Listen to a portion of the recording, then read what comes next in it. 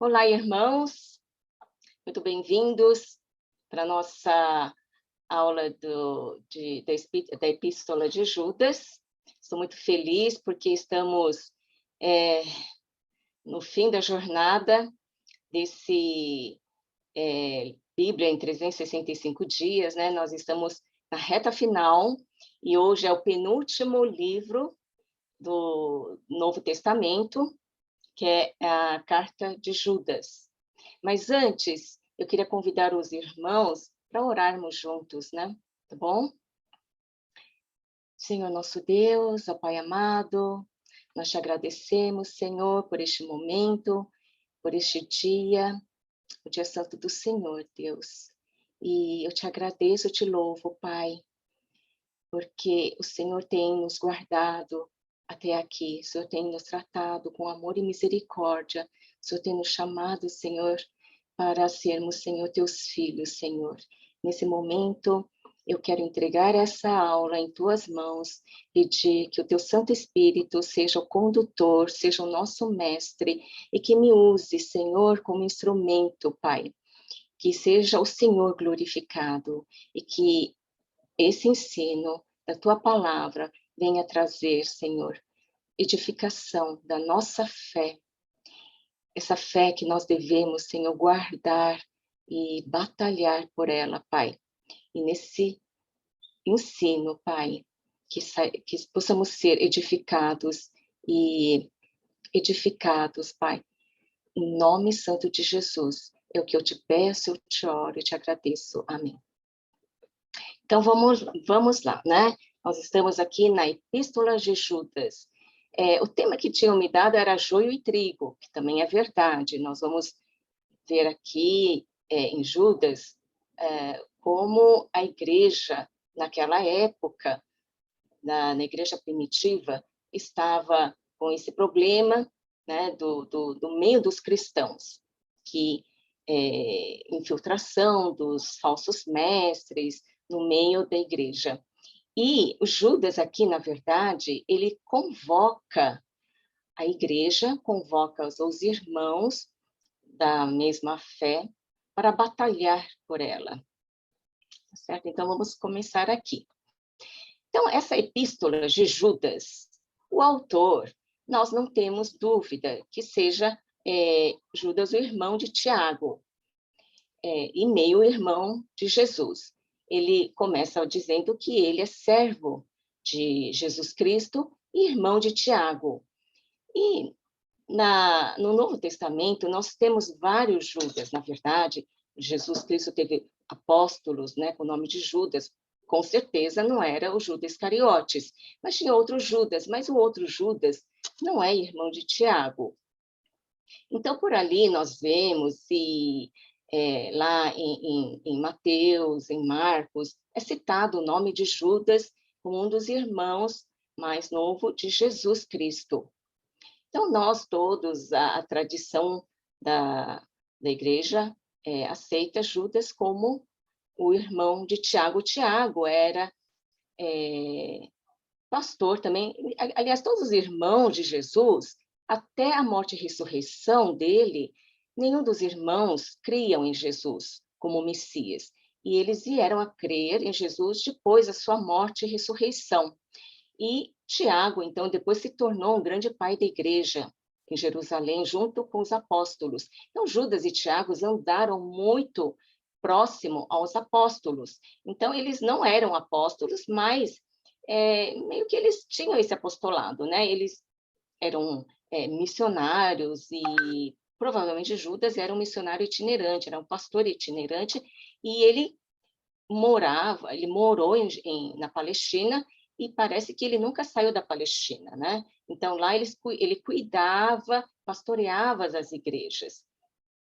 E aqui a data provável, nós temos, assim, essa variação dessa data, que eu coloquei aqui como incógnita, porque depende muito no que a gente se baseia. Se a gente se basear que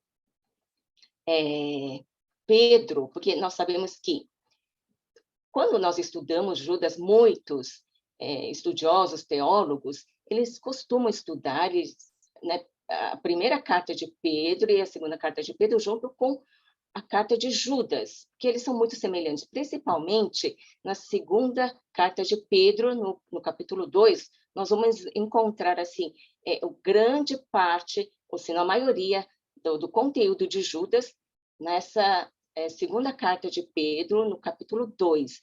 Então, muitos acreditam, muitos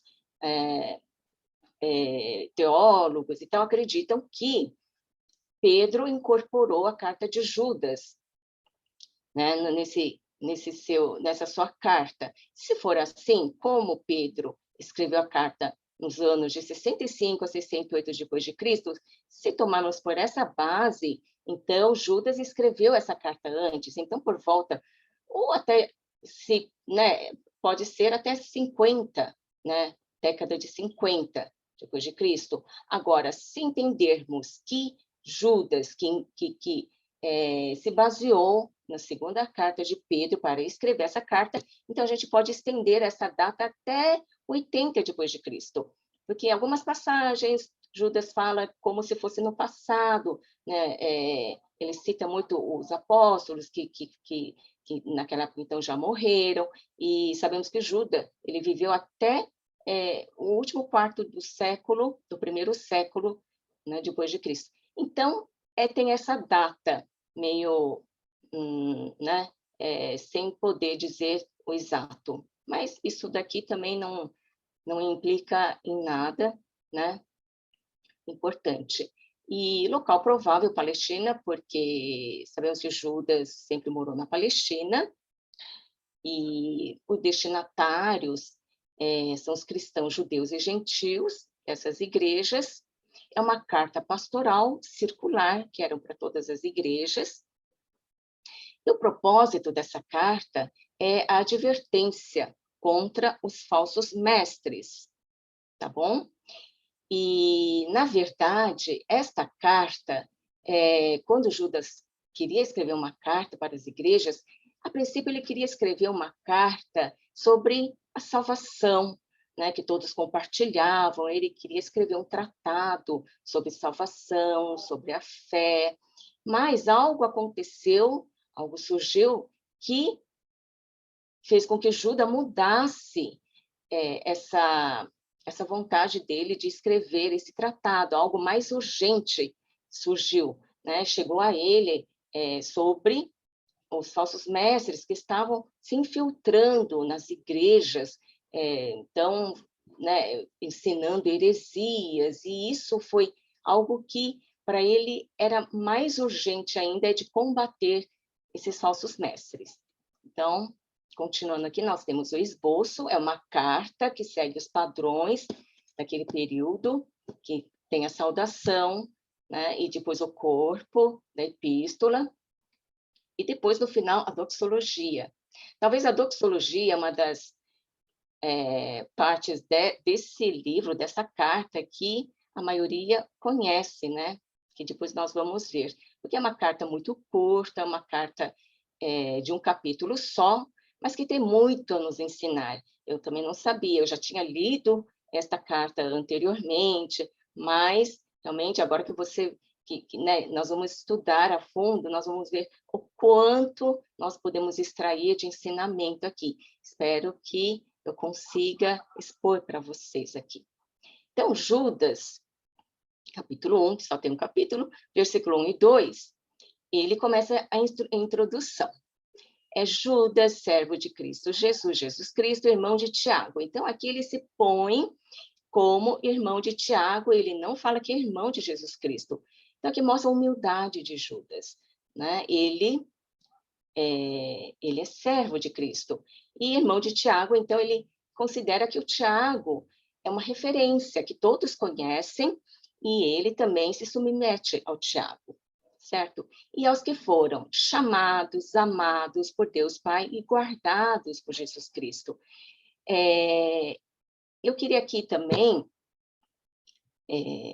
falar sobre uma peculiaridade dessa carta. Judas gosta muito de usar tríades, nós vamos ver mais à frente, que ele gosta muito do número 3. Então, nós vamos sempre ver ele falando de adjetivos, né? 3 adjetivos ou 3 exemplos, sempre usando 3 aqui. Então, aqui já começa, ele fala, chamados, amados e guardados por Jesus Cristo. E misericórdia, paz e amor lhes sejam multiplicados. Então, aqui ele está falando, olha, o que é ser cristão? Nós cristãos, verdadeiros cristãos, nós somos chamados por Deus. Nós não decidimos por nós mesmos, eu vou ser cristão, eu quero ser cristão. Se você tem essa vontade de ser cristão, é porque você foi chamado, né, pelo Espírito Santo. O Espírito Santo te chama. E quando Deus te chama, quando Deus nos chama, nós respondemos imediatamente a esse chamado. E Deus nos chama, né, para sermos amados por Ele, e aquele que a quem Pai chama, ele é guardado. E aqui nós precisamos ser guardados. Aqui Judas já está falando, nós cristãos, nós somos guardados. E eles precisavam ser guardados mesmo, porque está tendo essa heresia, esses falsos ensinamentos se infiltrando com o risco de acabar com a igreja, né, de Cristo. E aqui realmente esses irmãos, eles precisam de misericórdia de Deus, eles precisam de paz nesse conflito todo e o amor entre eles. E aqui, então, o que quer dizer o chamado, o amado e o guardado? Né? Como eu disse, assim, os verdadeiros cristãos são chamados por Deus. Para quê? Nós somos chamados ao trabalho, ao dever, responsabilidade por Cristo. Nós já vimos antes também, né, em Romanos, que nós somos chamados, Filipenses, chamados segundo o propósito, a vontade de Deus. Então, nós somos chamados para representarmos a Cristo aqui na Terra. Nós somos chamados também para desfrutar da alegria de ser convidado de Deus, da alegria de viver a vida eterna com Deus. E também somos chamados a comparecer perante o trono de Cristo. No final, no juízo final, nós vamos comparecer perante o trono de Cristo. E os verdadeiros cristãos também, eles são amados em Deus. Então, isso determina que a natureza do chamado. Deus nos chama para amar, ser amados e amá-lo. Então, Deus ama todos. Sim, Deus não faz acepção, mas Deus tem um amor especial para aqueles que são chamados por Ele. E os verdadeiros cristãos, eles são guardados por Jesus, porque Jesus vai ser sempre a sua sentinela, o seu companheiro. Nós nunca vamos estar sozinhos, nós passaremos por aflições, passaremos por provações, tentações, mas nós somos guardados por Ele, pelo poder do Espírito Santo em Cristo Jesus, tá certo? E aqui, então, no versículo 3, nós vamos ver que Judas, ele convoca os irmãos para defender a fé. Então, ele fala, amados, embora estivesse muito ansioso por lhe escrever acerca da salvação que compartilhamos, senti que era necessário escrever-lhes insistindo que batalhassem pela fé de uma vez por todas confiada aos santos. Então, aqui ele está dizendo que nós devemos defender essa fé. A fé aqui tem um significado do evangelho, da verdade, do conteúdo doutrinário que tem na mensagem que os apóstolos nos passaram, o evangelho. Não é, a fé aqui não significa aquela fé subjetiva de eu creio, tal. Não, aqui a fé, ele quer dizer a doutrina, a verdade que contém no evangelho. E aqui, batalhar no grego, no original grego, ele tem o sentido de agonizar, de agonia. Você tem que agonizar pela fé. Não é fácil você batalhar pela fé. E essa fé, que no caso é o evangelho, o conteúdo doutrinário, que uma vez por todas foi confiada, ele quer dizer que ele está em toda a plenitude, que não há mais nada a ser revelada. É aquilo que Jesus nos revelou no seu evangelho e já está completo. Isso quer dizer o quê? Que não haverá novas revelações. Se alguém chegar e falar, olha, eu tive uma revelação por parte de Deus e tal, é mentira, porque aqui está dizendo que já está tudo revelado. Quando o Judas escreveu Nós podemos entender que na década de 50, 60, todo o evangelho já tinha sido revelado pelos apóstolos e não há mais nada a ser revelado. Então, isso é muito importante. E a defesa da fé. Como é que nós defendemos a fé? Então, a fé cristã é algo que nos é dado de geração em geração. Então, não é algo que nós fabricamos, criamos, não. É aquela fé que desde Jesus Cristo, ele entregou aos apóstolos, o apóstolo entregou à igreja e a igreja a nós. Então, é essa fé que ela é, de geração em geração, ensinada, ela é herdada, né? E a fé cristã é uma realidade que nos é dada de uma vez para sempre, é o que eu acabei de dizer. Não há nada mais a ser revelada, ela já está completa em toda a sua plenitude. E a fé cristã é algo que é confiado aos que vivem consagrados a Deus. É o quê? A igreja, né? A igreja é a detentora do evangelho, né? E a igreja que perdeu essa fé não pode ser mais ser dito que é a igreja. Então, a fé cristã ela é confiada à igreja que a defende. E a fé cristã, ela deve ser defendida, então, mantida pura e incorruptível desde a sua origem. E no versículo 4, Judas vai falar sobre os perigos internos. Então, ele fala, pois certos homens, cuja condenação já estava sentenciada há muito tempo, infiltraram-se dissimuladamente no meio de vocês, e estes são ímpios, e transformam a graça de nosso Deus em libertinagem e negam Jesus Cristo, nosso único soberano e Senhor. Judas, ele não fala claramente quem eram essas pessoas, esses homens. Ele está falando assim diretamente, olha, não precisa falar o nome, vocês sabem quem são, né? E eles estão infiltrados, eles estão dentro da igreja, eles não são pessoas que vêm de fora, né? E que a gente sabe claramente, assim, quem é. Não, ele está lá dentro, ele se denomina cristão, ele se diz cristão, eles estão no meio de vocês, assim, dissimuladamente, estão ensinando, né? Ensinando falsos ensinamentos, dando falsos ensinamentos. E essas pessoas, ele fala, são ímpios, são pessoas que não são verdadeiros cristãos. E muito provavelmente, perdão, deixa eu voltar. E aqui nós estamos tratando dos hereges pré-gnósticos. Aqui ainda não temos o gnosticismo completamente amadurecido aqui. Provavelmente são os pré-gnósticos, né? Nós sabemos que o gnosticismo Perdão. O gnosticismo, nessa época, ele começou a se formar. E o que é o gnosticismo? O gnosticismo, eles consideravam que a carne é matéria, e matéria, tudo que é matéria é mal, e tudo que é o espírito é bom.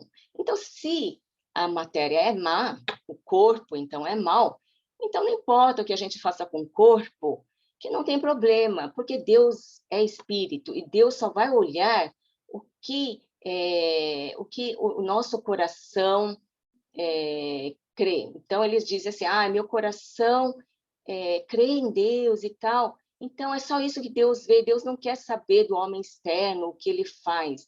Então, e Deus também, ele é cheio de graça, certo? A graça de Deus é gratuita. Então, se a gente peca, a graça de Deus vem e nos perdoa. E não acontece nada conosco. Então, nós podemos fazer o que nós desejarmos, quisermos com nossos corpos, que é mal e que não tem a ver com Deus. Então, eles usavam a graça de Deus que nos libertou, que nos deu a liberdade do pecado, e transformaram em libertinagem para fazer o que eles quisessem com o corpo, certo? E eles negavam Jesus Cristo também, porque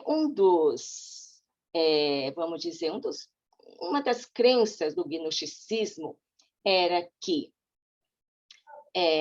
eles criam num universo dualista, que existe o Deus criador, né? E o Deus, um Deus bom.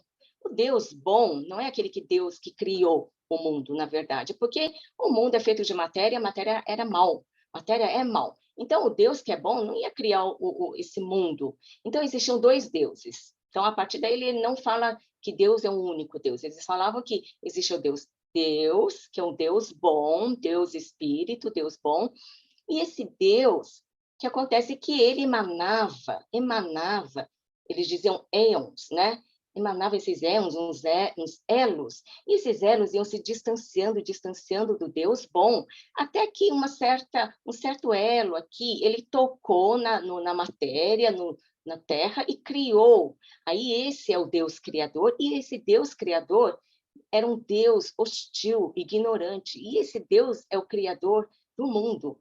E então eles dividiam o Deus bom, que era do Deus da revelação, da redenção do Novo Testamento, com o Deus da criação, que é o Deus do Antigo Testamento. Então eles invertiam todos esses valores. Eles diziam que Deus do Antigo Testamento era um Deus mau, era um Deus hostil, né? E então esse Deus hostil que castigava todos aqueles homens que consideravam maus, na verdade eram os heróis, eram os bons. E eles falavam muito sobre, né, o Caim, Balaão e Corá, que é o que nós vamos ver mais para frente. Então, já ali já existiam, eles já falavam que existiam dois deuses, Deus bom, que é o Deus do Novo Testamento, e o Deus mau, certo? E que Jesus Cristo nada mais é do que um desses elos, e que esse elo que chega a Deus, está mais próximo de Deus, que é o mais espiritual, consegue chegar até Deus, que é o Jesus Cristo, mas que depois poderia existir outro elo, outro éon, que também acima de Jesus, mais perto ainda de Deus, e que é mais espiritual, né? Então, que Jesus Cristo é um mero elo, e não consideravam ele como soberano e Senhor. Nós cristãos, não, nós cremos que Jesus Cristo é o Filho de Deus e que ele é o único Senhor e soberano, né? Então, uma rápida explicação dessa ideia, né? Porque eles não criam que Jesus Cristo era único e que Deus também é único. E aqui, como que nós negamos e abandonamos a Jesus? Nós podemos negar e abandonar Jesus no momento das perseguições, né? Quando nós somos perseguidos e talvez, assim, por amor à vida, a gente negue a Jesus, assim como Pedro negou a Jesus 3 vezes, quando ele ficou com medo. Quando Jesus foi preso, ele negou a Jesus.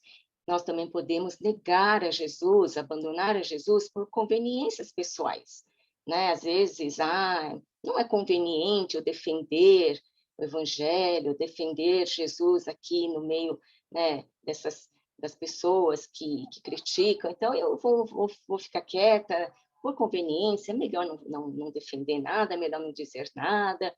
Nós também negamos e abandonamos Jesus com a nossa vida, a nossa conduta, quando nós agimos de forma que não condiz com o Evangelho, que não condiz com os ensinamentos de Jesus. Nossa vida, nossa conduta negam a Jesus. E quando nós falamos coisas erradas sobre Jesus, quando nós não entendemos, nós falamos coisas erradas, falamos coisas que não são a verdade, nós também estamos negando, abandonando Jesus, que é o que eles faziam, né? Esses falsos mestres. E aqui Judas vai nos dar exemplos do juízo divino. Então, embora vocês tenham conhecimento de tudo isso, quero lembrar-lhes que o Senhor libertou um povo do Egito, mas que posteriormente destruiu os que não creram. E quanto aos anjos que não conservaram suas posições de autoridade, mas abandonaram sua própria morada, ele os tem guardado em trevas, presos com correntes eternas para o juízo do grande dia. De modo semelhante a este, Sodoma e Gomorra e as cidades ao redor se entregaram à imoralidade sexual, imoralidade e relações sexuais antinaturais, estando sob o castigo do fogo eterno, e elas servem de exemplo. Então, Judas aqui, ele está dizendo, olha só o que eles né, os ímpios estão fazendo, e é o que aconteceu no passado. O que eu estou dizendo a vocês não é nada novo, são coisas que vocês já sabem, eu estou só lembrando vocês, né?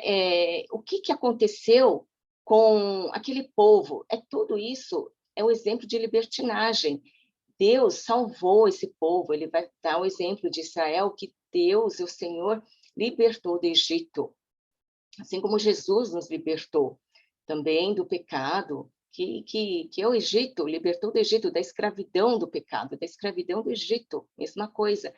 E, no final, destruiu aqueles que não creram. Quer dizer, quando você recebe sua salvação, quando você recebe essa promessa, essa dádiva de Deus, se você não mantém, se você usa de qualquer forma de libertinagem, né, você não vai chegar à terra prometida. Foi o que aconteceu. Esse povo de Israel, eles tiveram a promessa, mas eles não creram, eles não obedeceram a Deus no momento de entrar para a terra de Canaã, eles não obedeceram, eles não queriam, eles queriam voltar.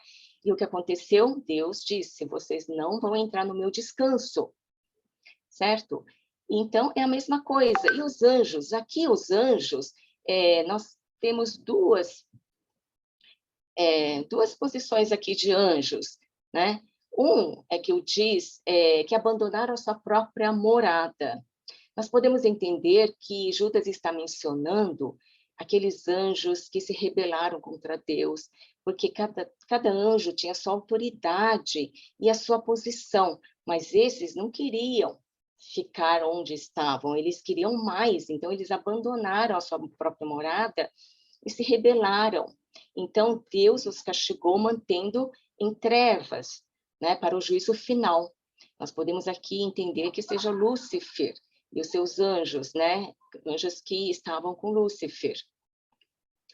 E tem uma outra posição que Judas também ele cita, que é baseado no livro apócrifo de Enoque, sobre anjos, de Gênesis 6, que cobiçaram as mulheres da terra, e aí vieram e fizeram sexo com essas mulheres e as perverteram.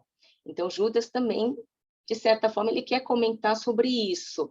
Aliás, uma das peculiaridades do livro de Judas é que ele usa muito os escritos apócrifos, tá? Os livros apócrifos, nós sabemos que foram escritos por judeus na época do período intertestamentário. Então, tinha muita literatura apócrifa que não foram reconhecidos como inspirados, como escrituras inspiradas por Deus. Os judeus mesmo, como é que eu vou dizer? Eles não para eles não é escritura, não é inspirado por Deus, porque também eram escritos em grego, eles só aceitavam quando eram escritos em hebraico. Então, esses livros apócrifos, na verdade, foram os cristãos que acabaram guardando esses livros. Mas não quer dizer que eles não contêm verdade, né? E Judas usa muito desses livros apócrifos para escrever essa carta, porque os judeus tinham familiaridade. Eles, desde criança, talvez desde novo, eles escutavam, ouviam, liam esses livros e tinham muito respeito por esses livros naquela época, né, da igreja primitiva. Então, só um pequeno parênteses aqui sobre uma das peculiaridades do livro da Carta de Judas, tá certo? E, então, como esses anjos, eles, né, vão ter o seu dia de juízo.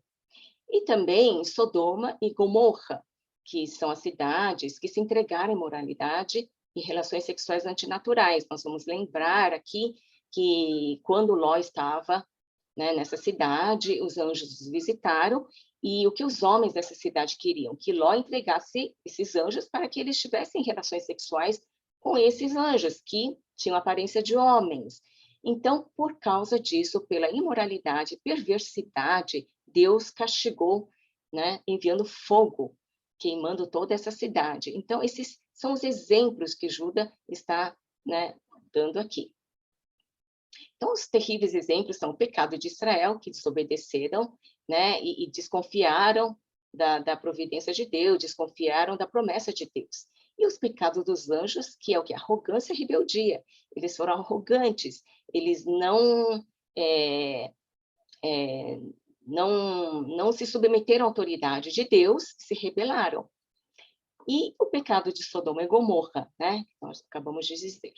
E aqui nós temos, no versículo 8 e 9, o desprezo pelos anjos. Da mesma forma, estes sonhadores contaminam o próprio corpo, rejeitam as autoridades e difamam os seres celestiais. E, contudo, nem mesmo o arcanjo Miguel, quando estava disputando com o diabo acerca do corpo de Moisés, ousou fazer acusação injuriosa contra ele, mas disse que o Senhor o repreenda. Então, aqui, os sonhadores, quer dizer, profetas. No Antigo Testamento, nós temos passagens que dizem de sonhadores que sonham. Então, esses sonhadores são profetas, mas aqui, Judas está dizendo, são os falsos sonhadores, são aqueles que dizem que, olha, eu sonhei uma nova revelação, eu tenho uma nova revelação para ensinar para vocês. E com esses sonhos, né, essas revelações, eles estão contaminando o próprio corpo, eles rejeitam a autoridade e difamam os seres celestiais. Rejeitam a autoridade de quem? Da igreja, dos líderes da igreja. E difamam os seres celestiais. Né? No meio dos judeus, eles tinham o ensino de que cada anjo cuidava de uma cidade, de uma região, né? Que Deus deu autoridade para os anjos. Então, eles tinham muito respeito pelos anjos, pelas autoridades dos anjos. E aqui eles falam que eles difamam os anjos. E aqui, novamente, Judas usa mais um exemplo tirado, mais um ensino tirado de um livro apócrifo chamado Ascensão de Moisés.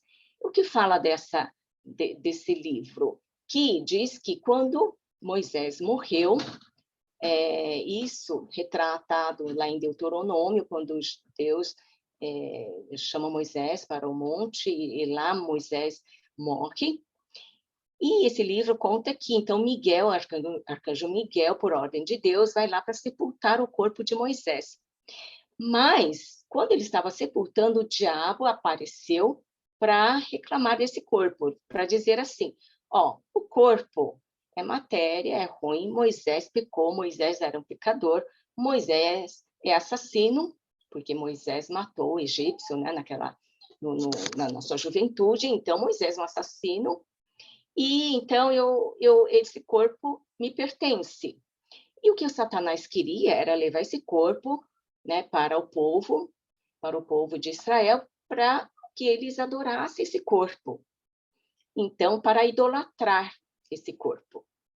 E aí Miguel teve que entrar, né, numa batalha pelo corpo de Moisés, né? Vamos pensar assim que ele entrou em tapas, né? Aos tapas com o diabo e tal. Mas mesmo assim Miguel era um anjo, né? Aquele anjo, um arcanjo, ele tinha muita autoridade.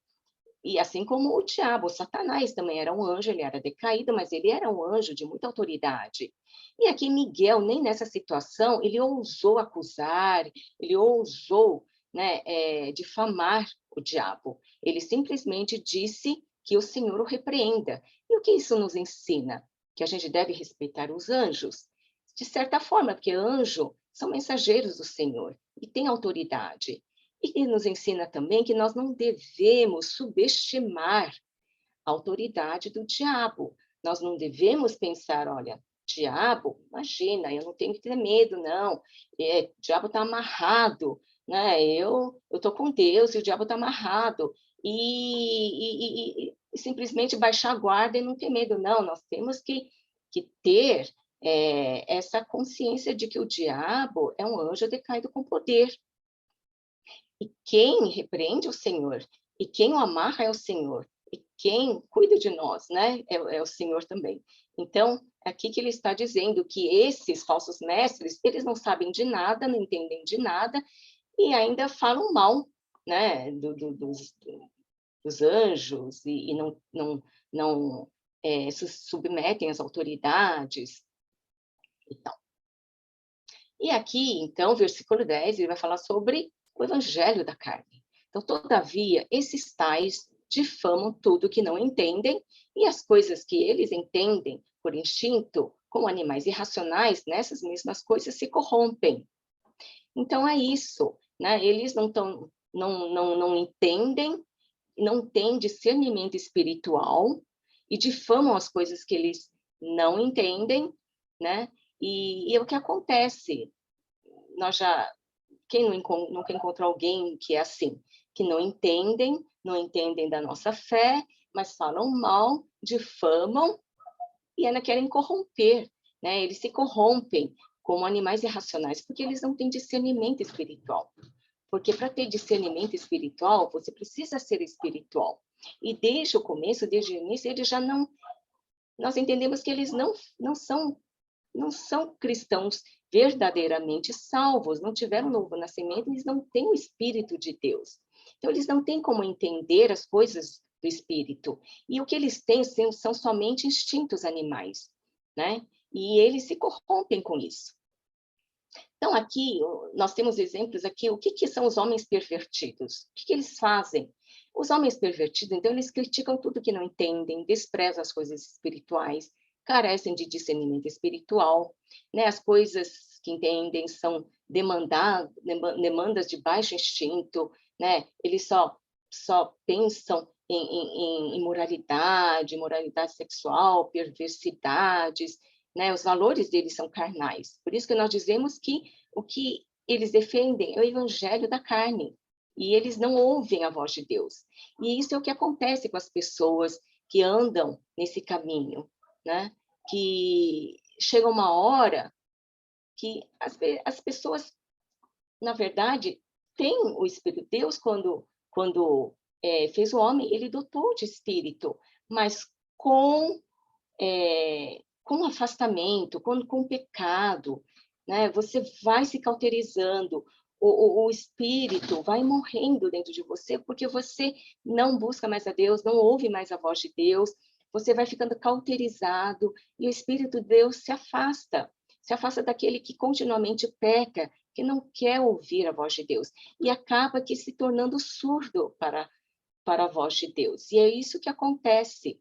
Pode ser que esses homens pervertidos, no começo, eles até ouviam a voz de Deus, mas eles estão tão envolvidos com a carne, que chega uma hora que eles estão surdos. E aqui no versículo 11, nós temos as lições da história, né? E Judas continua aí deles, porque eles seguiram o caminho de Caim, buscando lucro, caíram no erro de Balaão e foram destruídos na rebelião de Corá. Aqui Judas recorre novamente no Velho Testamento, falando aqui, dando exemplos, né, de Caim. Então, como eu disse anteriormente, os gnósticos, para eles inverteram todos os valores, a verdade, perverteram a verdade. Eles defendiam que Caim, Balaão e Corá eram, na verdade, heróis, né? Heróis da fé, heróis daquela época, porque eles eram contra o Deus Criador, que era, na verdade, um Deus mau, um Deus hostil, né? E ignorante. Então, se eles foram contra Deus, hostil, então eles eram bons. E aqui Judas, então, ele inverte, ele está dando, né, esse exemplo. O que vocês acham que eles são heróis? Não, na verdade, eles são os vilões, né? O Caim, né? O exemplo de Caim. E, e, e o que acontece, então? Por que o Caim? Porque Caim representa o arquétipo do pecado. Porque Caim foi o primeiro homicida. Ele enganou seu irmão, né? Ele chamou seu irmão e matou. Ele era egoísta, incrédulo. Ele não cria, na verdade, em Deus. Deus chamou, Deus exortou, Deus deu conselhos para Caim. Deus falou assim, olha, pecado bate a porta, então muda o teu rumo, né? E ele não quis ouvir, ele foi cínico, foi cético. E aqui representa o quê? Que Caim, ele tinha a sua própria doutrina, né? Ele queria merecer, ele achava que ele merecia. O que ele ofertou para Deus, ele achava que ele ofertou, ele merecia reconhecimento. Mas Deus, na verdade, olha o coração, né? Porque Deus aceitou a oferta de Abel e não de Caim. né? Porque Abel ofertou de coração, né? Deu o melhor dele para Deus, e Caim não. Caim queria só recompensa, ser reconhecido. Ah, eu dei, né? Eu ofertei e eu mereço ser reconhecido. E o Balaão, o pecado do Balaão é o quê? Né? Balaão, nós conhecemos a história de Balaão, em Números, que o rei Balaque, ele, com medo do povo de Israel, ele convocou Balaão para amaldiçoar. Balaão era um profeta, para amaldiçoar o povo de Deus. E Balaão foi impedido por Deus, né, por 3 vezes. Balaão ia ser pago para fazer isso. E ele não pôde fazer porque Deus não permitiu, mas ele tinha no coração aquele desejo, né, de ganhar dinheiro, né? Então ele foi ambicioso e perverso, mas ele não conseguiu amaldiçoar. O plano de Balaque não deu certo, mas o que Balaão fez? Por outro lado, Balaão então aconselhou o rei, né, moabita, né, de Moabe, falou assim: olha, manda aquelas mulheres moabitas bonitas, lindas, para o meio desse povo, e você vai ver. Eles vão se casar com elas, eles vão se misturar, e aí eles vão começar a adorar os deuses dessas mulheres. E aí, você vai ver, vai acabar com esse povo. E foi isso que aconteceu. Então, o pior pecado de Balaão é o quê? Ele foi ambicioso, ele foi perverso, ele perverteu o povo, ele levou o povo a pecar. Então, o pior pecado diante de Deus é quando você leva outra pessoa a pecar, que é o que estavam fazendo esses falsos mestres, levando o povo a pecar contra Deus. E o Corá, né? Nós sabemos o que Corá, né, em Números, o que Corá fez. Corá, ele era levita, mas ele queria outra posição, ele queria ser um sacerdote. Então, ele se rebelou à autoridade de Moisés, de Arão, né, dizendo que, por que só vocês são sacerdotes? Nós também queremos ser. E nisso ele se rebelou, e o que aconteceu? Ele levou 250 homens com ele, e todos eles foram mortos. E toda a família de Corá morreu junto com ele. Por quê? Porque ele não aceitou a autoridade que Deus tinha colocado para Moisés e Arão, e ele queria um direito que não lhe correspondia. E isso que faziam os falsos mestres também. Eles se rebelaram, não aceitavam a liderança, a autoridade da liderança, eles queriam o poder que não era deles, né? A liderança que não era deles. E aqui continua, então, Judas com a descrição dos ímpios. Né? Quem são os ímpios? Como que eles são?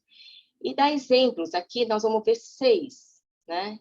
Exemplos que ele dá. Então, esses homens, eles são rochas submersas, nas festas de fraternidade que vocês fazem, comendo com vocês de maneira desonrosa. Né? E são pastores que cuidam de si mesmos, são nuvens sem água, impelidas pelo vento, árvore de outono sem frutos, 2 vezes mortas, arrancadas pela raiz. São ondas bravias do mar espumando seus próprios atos vergonhosos, estrelas errantes, para as quais estão reservadas para sempre as mais densas trevas. Então, aqui Judas está mostrando que essas pessoas, esses ímpios, eles estão no meio de vocês. Aqui Paulo também denuncia, né, lá em Coríntios, ele fala também, né, dessas pessoas que estão no meio dos irmãos, que quando nas festas de fraternidade, essas festas são festas que são ágape, que eles, né, falavam festa ágape, que era o quê? Uma comunhão entre os irmãos, provavelmente a ceia do Senhor. E nessa época da igreja primitiva, o que eles faziam? Eles levavam comidas, né, se reuniam na igreja, que era na casa de um dos irmãos, muito provavelmente, e aí eles levavam comidas, e ali eles dividiam essa comida entre os irmãos, e muitas vezes muitos, os que têm muito levam mais, os que não têm não levam, mas eles compartilhavam igualmente, porque são irmãos em Cristo ali ceando juntos. Mas esses perversos, esses ímpios, o que eles faziam? Eles se infiltraram lá e eles começaram a formar panelinhas, né? Ai, nós é que somos mais espirituais, né? Então eles se reuniam ali, eles pegavam o melhor para eles, não se importando com os outros. Então é isso que eles fazem, comendo de maneira desonrosa, né? Será que a gente conhece alguém assim na nossa igreja? Que muitas vezes quando a gente vai se reunir, né? E as pessoas não se juntam, muitas vezes querem formar a panelinha porque nós somos mais espirituais que os outros, e muitas vezes tem pessoas que chegam ali, já pegam tudo que querem, vou pegar para mim, para minha família, esquecem dos outros, pensam que, né, não lembram dos outros. Então, infelizmente, nós vemos essas cenas hoje em dia também. E eles são também o quê? Pastores que cuidam só de si. Eles não cuidam dos outros, só cuidam de si mesmo. Não se preocupam com mais ninguém, a não ser com eles mesmos. E eles são nuvens sem água, né? Isso é uma figura, assim, nuvem sem água, o quê? O que você vê uma nuvem que vem carregada, você acha que vai chover, vai molhar a terra, e depois ele passa e não acontece nada, né? São pessoas que falam e não fazem, que prometem, mas não cumprem, certo? E impelidas pelo vento. E são árvores do outono, aqueles que você olha, se é árvore frondosa, cheia de fruta, chega lá, não tem nada, né? São vazias, são hipócritas, são pessoas que, né, que falam, mas não tem obra. E são ondas bravias do mar, né, espumando seus atos, que são o que nós já vimos, né, todos nós já vimos no mar, muitas vezes, quando você vai à praia, você vê, depois de uma noite de maré, e aí você vai à praia, você vê na praia, assim, nas areias, né, um monte de sujeira, espuma, aquela espuma que parece sujeira, né, que trouxe tudo que é sujeira do mar, né? Então, ele está comparando esses ímpios com essas ondas do mar que trazem toda aquela sujeira dentro deles, aqueles atos que eles cometem, fica tudo à mostra, porque eles não têm nem vergonha, eles não têm vergonha de mostrar, porque para eles aquilo não tem nada demais, Deus perdoa tudo, né? Esse eu peco, não tem nada demais, eu posso pecar à vontade, eles não têm, nem querem esconder seus atos vergonhosos. E as estrelas errantes, novamente, aqui, Judas quer lembrar, como a estrela cadente, que aparece e logo em seguida já morre, né? E provavelmente são os anjos decaídos. E aqui, continuando, Enoque, novamente, ele cita o livro de Enoque, o sétimo, a partir de Adão. Aqui o Enoque é o descendente de Sete e não de Caim, né? Porque Caim também gerou lá o filho Enoque, mas não é esse Enoque, da linhagem de Sete, e profetizou acerca deles. Vejam, o Senhor vem com milhares de seus santos para julgar a todos e convencer todos os ímpios a respeito de todos os atos de impiedade que eles cometeram impiamente, e acerca de todas as palavras insolentes que os pecadores ímpios falaram contra ele. Essas pessoas vivem se queixando, descontentes, seus próprios desejos impuros, são cheios de si e adulam os outros. Né? Mais algumas descrições aqui. Né? E diz que Deus havia julgar esses atos. Né? E são pessoas o quê? Que sempre estão se queixando, sempre descontentes. Será que a gente conhece alguém assim? Que está sempre reclamando da vida, reclamando da sorte, nunca está feliz, tudo que acontece é ruim, nunca está satisfeito, né? E que só segue o próprio impulso. E não só isso, eles querem agradar os outros por interesse. Nós vemos muito hoje em dia também nas igrejas, né, evangélicas isso, né? Nós temos visto muitos que para agradar talvez a um político ou alguém que tenha riqueza, eles se submetem, falam o que eles desejam ouvir, pregam esse evangelho que aqueles têm interesse, e assim se vendem, né, e pecam contra Deus. As características do erro, né, nos versos 17 a 19, então, todavia, amados, lembrem-se que o que foi predito pelos apóstolos do nosso Senhor Jesus Cristo. Eles diziam a vocês, nos últimos tempos, haverá zombadores que seguirão seus próprios desejos ímpios, e estes são os que causam divisões entre vocês, os quais seguem a tendência de sua própria alma e não têm o espírito. Então, isso que nós já falamos, né, que essas pessoas, esses homens maus, esses ímpios, eles causam divisões. Por quê? Essas divisões são causadas dentro da igreja porque eles acreditavam que tinha essa aristocracia espiritual, né? Eles se achavam, esses falsos mestres achavam que eles eram mais espirituais. Eles é o que era realmente o gnosticismo, né? Que eles são mais espirituais, que eles têm essa intimidade com Deus. E aqueles que não têm essa espiritualidade, esses nunca vão chegar a conhecer a Deus como eles conhecem. E a eles, então, resta ficar só ouvindo, aprendendo o que eles têm para ensinar. Eles não têm o espírito que eles têm, e isso dividia a igreja, dividia, né, os irmãos. E eles zombavam, né? Zombavam daqueles que defendiam a verdadeira fé. E aqui, então, as características da bondade. Judas, então, chega no fim para dizer, olha, mas vocês, amados, né? Edifiquem-se na santíssima fé. Então, nós cristãos, a nossa vida cristã deve ser edificada no verdadeiro evangelho, nessa santíssima fé. E essa santíssima fé que nos foi passada por Jesus Cristo, é o evangelho, né, que nos foi passada por Jesus Cristo. Não é algo que nós construímos, mas é algo que nós recebemos. É um dom de Deus, é a revelação de Deus. E nós temos que estar sempre orando no Espírito, tendo a direção do Espírito para orar. Porque muitas vezes nós oramos, e nós somos tão carnais, né? Nós oramos o que nós queremos, o que nós desejamos, mas aquele que ora no Espírito, aquele que tem a condução do Espírito Santo, é o que ora em verdade. Então, aqui Judas, ele exorta, vocês têm que orar no Espírito. Mantenham-se no amor de Deus, enquanto esperam que a misericórdia, nosso Senhor Jesus, os leve para a vida eterna. Essa é a esperança do verdadeiro cristão. Ele está sempre no amor de Deus, ele é guardado por Deus, e ele espera a vinda de Jesus para a vida eterna. E nós temos que também resgatar os perdidos, né? Aqui fala. Então, tenham compaixão daqueles que duvidam, aos outros salvem arrebatando do fogo, e outros ainda mostrem misericórdia com temor, odiando até a roupa contaminada pela carne. O que Judas nos ensina aqui é que nós temos que ter compaixão.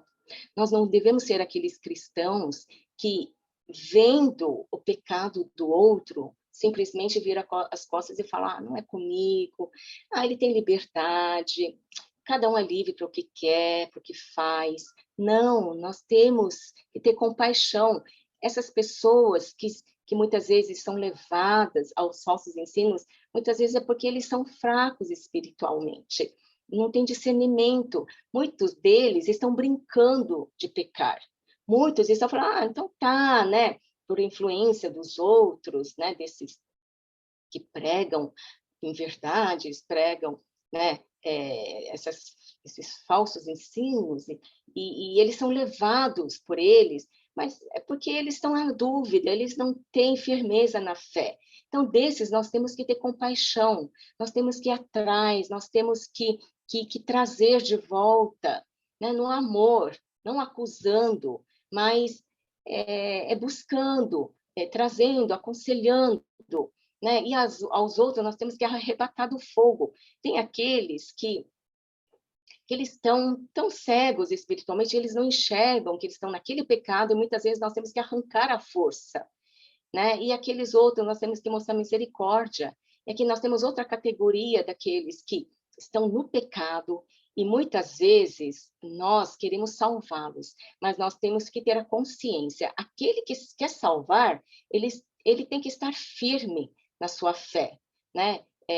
Muitas vezes você quer ir lá combater uma mentira, uma heresia, mas você não tem a firmeza, você não sabe o que você está defendendo, e isso é pior ainda. Então, nós cristãos, nós devemos estar firmes na nossa fé, nós temos que saber em quem nós cremos, o que nós cremos, para podermos salvar os outros, porque senão você é contaminado. Aquele, né, que nem agora, nessa pandemia, né, os médicos que vão salvar aqueles que estão infectados, eles têm que se cuidar, eles têm que colocar todo aquele aparato, eles têm que se se vacinar, né, se proteger, está bem protegido para ir lá salvar aquele que está morrendo, aquele que está doente.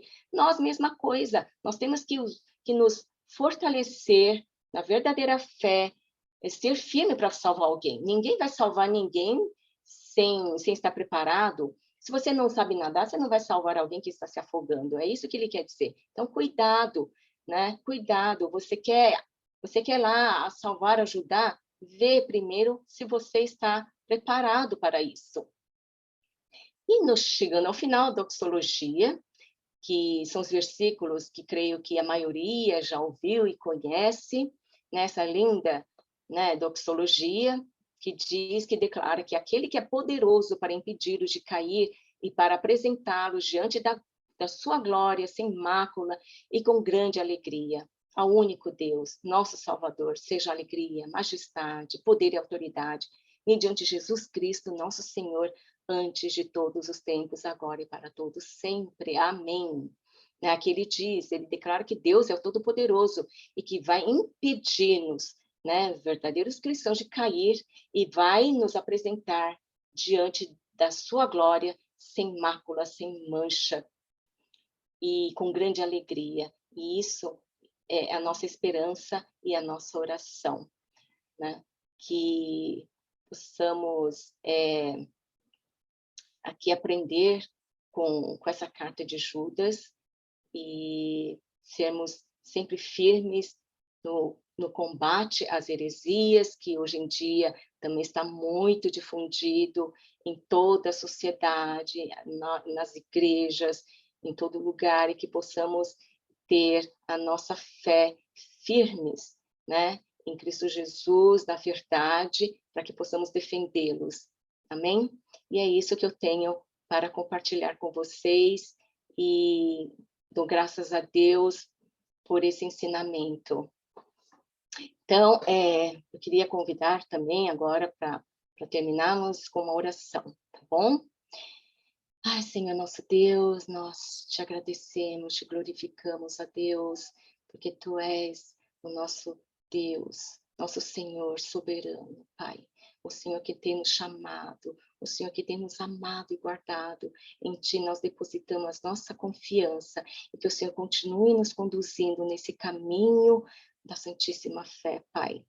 E que esses ensinamentos, Senhor, venham nos impactar, venham transformar a nossa vida, que é o Teu Evangelho, a verdadeira fé faz com os cristãos, Pai.